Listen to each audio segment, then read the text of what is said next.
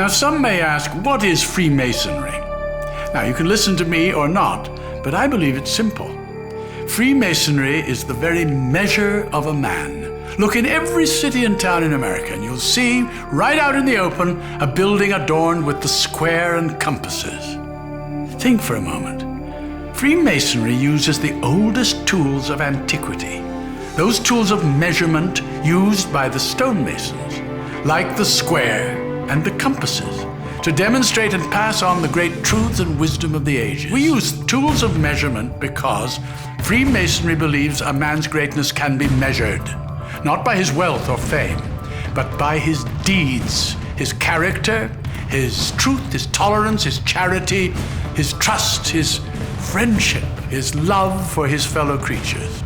It's been said that human happiness comes from the smallest of improvements. So he that can effect positive change, even by a simple kindness, adds wealth to the common stock of humanity. Freemasonry therefore believes greatness can be seen in a man's positive effect in the world, and that to do good is the best way to glorify God. Where the roots of Freemasonry began, no one can say for certain. They're hidden in antiquity, and perhaps that is best, at least for me. I became a Freemason in the Age of Enlightenment, a time much like you now live, a time of great light, where science had changed the way we live. I only wish that the moral sciences could do the same, because it seems to me that the great religions of the world all provide a moral compass to their faithful. And while each man must wrestle in private with his personal relationship with God, Freemasonry offers an ecumenical brotherhood, a fraternity composed of men of all religions, founded on the practice of the great moral and social virtues. And that's why you see on our symbol the letter G. It is there to remind us that God is part of each of our lives, and that the all-seeing eye of God will take the true measurement of our action. Freemasonry has three great lights by which we measure ourselves as men and masons: the square, the compasses, and the volume of sacred law we place them upon. That sacred book, one revered by the individual mason, is where we take our oaths, lay the foundation of our lives. The square, providing direction, helps us to square our actions by the square of virtue, because virtue is the stone used to build the man and his temple. Virtue is the cement that binds our relationships, and it is by our virtues that we are measured.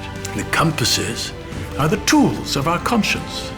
We learn by the compasses to circumscribe our desires and keep our passions within due bounds with all mankind.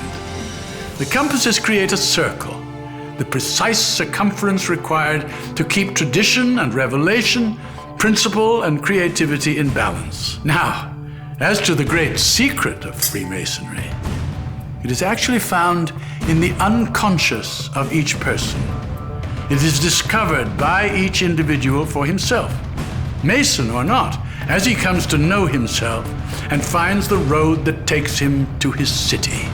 Because the real secret of Freemasonry is finding out who you are. The Mason square doth clear the air of folly and deception. The rule is straight, the angle clear, for greatness has direction. By the compasses abide the points within so far and wide. No pleasure sway nor profit tempt these bounds of Mason pride. Greatness, what your virtues are. Good deeds practiced wide and far. And that secret of Masonic love is learning who you really are. For the great book knows what man can't hide, a life that's measured from inside.